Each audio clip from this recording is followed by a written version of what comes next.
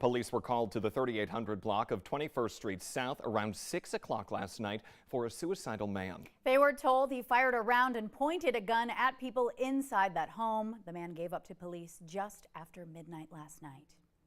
New this morning, police asking for help finding a missing girl in Fargo. Take a look at your screen. 15-year-old Carly Kalis did not get on the bus to return home at the end of the school day in North Fargo yesterday. She was last seen wearing tie-dye pants, a white crop top, a green hoodie, blue jacket, and Converse shoes with sunflowers on them. Contact Fargo PD or your local law enforcement if you have any information about her.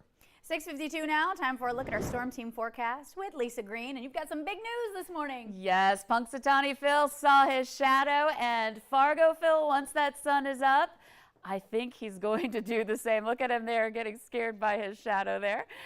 So we have sunny skies on the way today. You can see our live view right now, clear skies in Fargo, and that sun's starting to rise. But it feels really cold. We have some blowing snow happening. In fact, earlier when the Arctic front blast through overnight and early this morning, we had whiteout conditions possible as that snow got stirred up with some wind gusts into the 40s.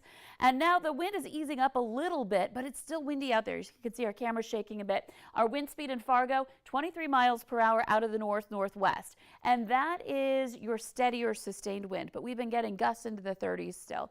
And it's, again, cold air coming in out of the north. So our temperatures have been dropping. We're down to 8 below right now in Fargo, but when we factor in that cold blast of wind, it feels more like 34 below. And a lot of places in the valley right now are experiencing wind chills in that range, 20s to 30s, even some of us along the Canadian border in those 40s below. So a frigid morning here. We'll see the sunrise at 7:51, and any Phils out there will see their shadow with that sun if they can see over that drifting, ground drifting snow that's going on. And looking at your conditions that are going to be on the clear side throughout the valley here this morning, it's a pretty quiet radar. Out at the bus stop, kids are going to want to bundle up. We're talking about temperatures below zero, wind chills again we just discussed in the 20s and 30s below. So frigid and dangerous for anybody who's not properly dressed. So bundle up those kids, and they'll need it this afternoon too. Temperatures may even be colder this afternoon than how we're starting this morning. At least not warming today. The wind's starting to ease though as we head into tonight. So windy conditions today. Tomorrow the wind returns again, but this time out of the south. So after a very frigid morning, we'll see those temperatures start to climb. It's not going to feel great with that strong wind. And there will probably still be some blowing snow on Friday as well.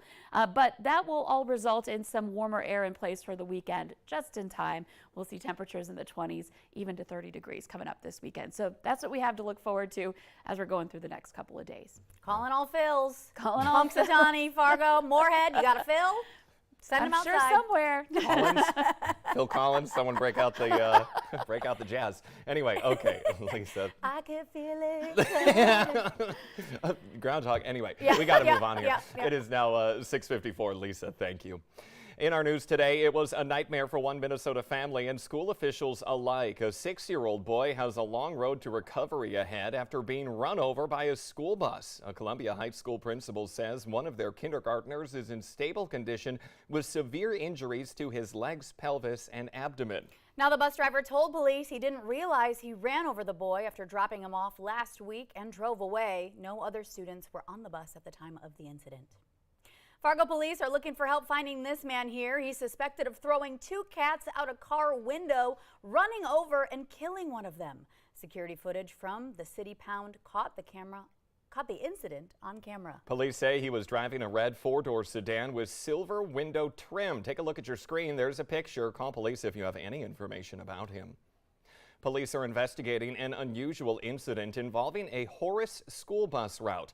They say a driver became aggressive near the intersection of County Road 17 and 76th Avenue South earlier this week, and the bus driver then stopped to avoid an accident. But school officials say the man boarded the bus and demanded his child leave with him.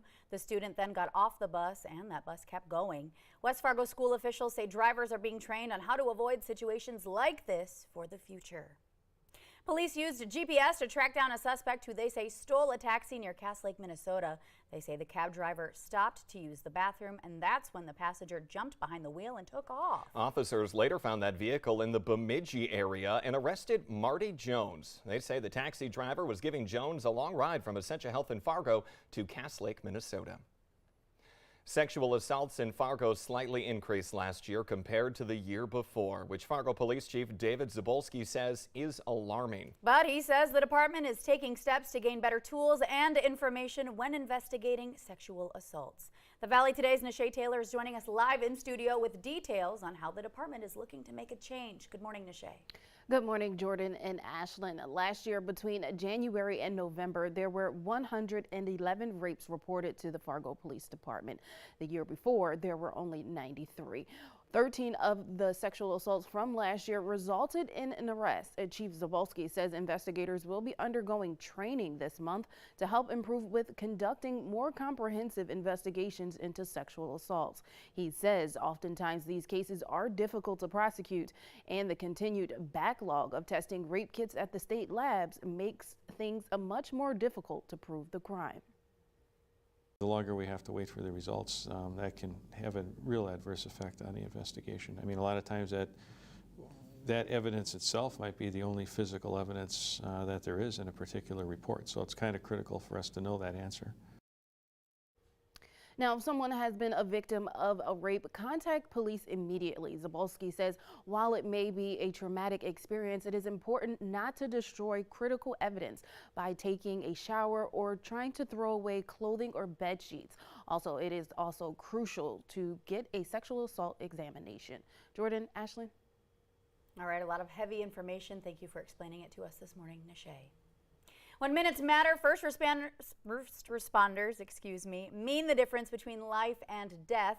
But when seconds count, it's people whose faces you don't see that get the help where it is needed. And more than 1,000 calls for help are answered every day at the Red River Regional Dispatch Center, but only a handful of staffers have made it on the center's Tree of Life. Now, each branch on that tree tells the story of a life that was saved.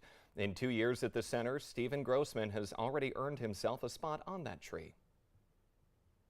I've spoke with people in the past that have passed away just a couple hours after I've spoken with them, and it's pretty hard to think about that sometimes, but we just got to realize that at the same time that some lives get lost, we're saving a lot of lives too.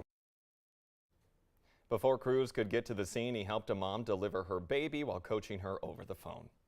A downtown Fargo tradition now calling it quits after 52 years in business. We're talking about Mexican Village and how they are shutting down their Main Avenue restaurant. Yesterday was the last day of operation, but they are keeping the 45th Street South location open. If you have a gift certificate, don't panic. It is still valid at the other location. We have an update on Fargo's Northport Library. The building will reopen with regular hours starting this morning at 10 o'clock. It's been closed since Saturday due to plumbing repairs. If your pets go bonkers during a thunderstorm or even fireworks, imagine what this poor dog must have been going through. Security video here from the Deer Park, Texas Police Department shows an officer running out to his squad car to rescue his canine partner just as a tornado moves through the area. The gust even moving that fence. It's so hard to see there. Whoa, that storm and that tornado taking over your screen. And the officer says he had trouble getting his usually very obedient dog out of the car because it was scared of the noise and wind. You'll wonder though, the National Weather Service confirmed an EF3 tornado went through at the time that video was taken. Glad they're all safe. Yeah, the dog and officer are okay, so we're ending on a great note here. Have a great day, everyone.